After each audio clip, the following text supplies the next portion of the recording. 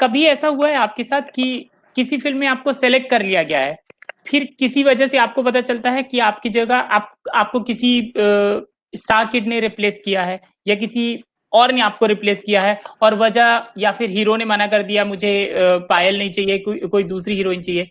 कभी ऐसा हुआ आपके साथ? देखिए, बहुत सारे प्रोजेक्ट्स थे, जैसे कभी कभार अगर आप देखो तो आपका रोल कट जाता है। जैसे हे बेबी मैंने फिल्म करी थी।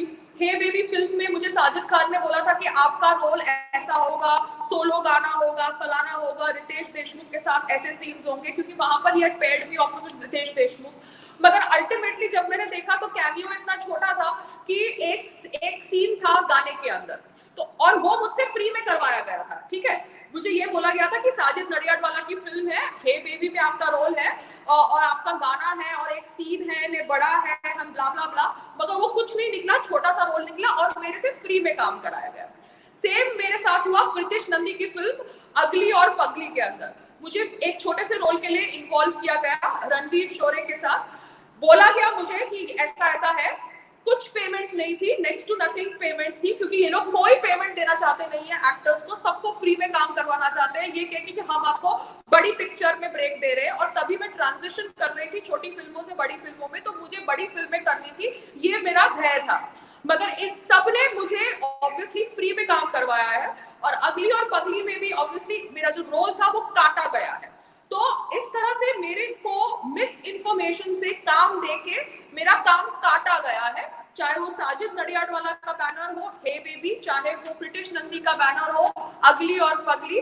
बाकी मेरे रोल को कोई स्टार डॉटर ने रिप्लेस किया हो ये नहीं पता, मगर दिवाकर की जो फिल्म शांघाई थी, जो मैं करने वाली थी, वो किसी और अभिनेत्री ने करी, जो सच है, जिसके ऊपर ऑब्वियसली मैं भड़क गई because I did not give in to his vested interest. मतलब देखिए, ज्यादातर मैंने ऐसा सुना है कि किसी हीरोइन को काम करने के बाद पैसे नहीं दिए गए हैं या नहीं दिए जाते हैं। क्या आज भी ऐसा होता है कि काम करवा लिया जाता है और ये कहा जाता है कि बड़े स्टार के साथ बड़ी फिल्म है, मास अपील वाली है, ज्यादा लोग देखेंगे तो काम कर लो, पैसे नहीं दे पाएंगे, ऐसा आज भी होता है क्या? देखिए, आज ऐसा अगर ये लोग करते हैं तो शायद छोटे शहरों के लोगों के साथ करते होंगे।